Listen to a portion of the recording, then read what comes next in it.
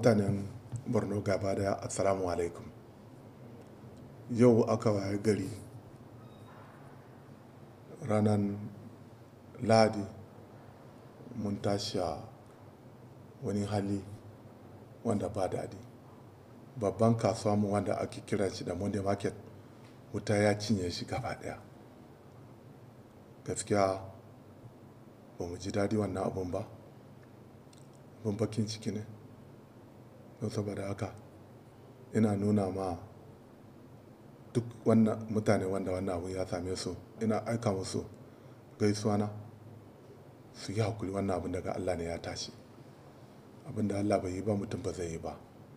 Za mu ce inna lillahi wa inna ilaihi raji'un. Hakika akwai wahala. Mutum ya tara dukiyar shi shekara 20-30, kwana daya ya zama babu. To shi Allah dama duk abin da ya ajiye mana za mu yi hakuri. Insha Allah gwamnati Borno zai tashi ya tsaya da wuri ya kawo wani matakai wanda zai kawo sauki ma wannan abun. Matakai na farkon da za mu dauka shine za mu ajiye kwamiti mu tabbatar su waye ne wannan abun ya shafe su. Na biyu shine ni zan tashi in je wajen shugaban kasa President Buhari in kai mishi kukana don saboda tallafa mana. Na uku zan je in bi manya mutane a Najeriya in je nemi gudunmawa mu tallafa musu.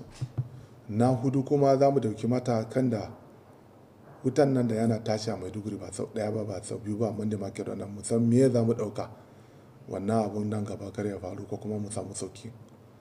Na biyar insha Allah daga yanzu na bada kudi biliyan 1 ma mutane kasuwa wanda wannan abun ya shafe su, don saboda da gaggawa su samu ko abinci kafin gwamnatin tarayya da gwamnatin state din yayi wani abu. Jama'a ina kiran ku a yi hakuri. Wannan abun kara mai da shi siyasa. Ba abin da wannan abun ya same shi da siyasa. Monday market ba sau daya wannan abun ya faru ba sau biyu ba.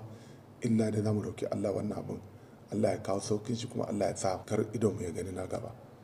To na sake gaya muku a yi hakuri. Insha Allah za mu tashi mu tabbatar za mu yi wani abu, kwamitin za mu ajiye kuma manyan mutane mu da ake duk za mu kira don saboda mu zanna mu tattauna da su. Salamu.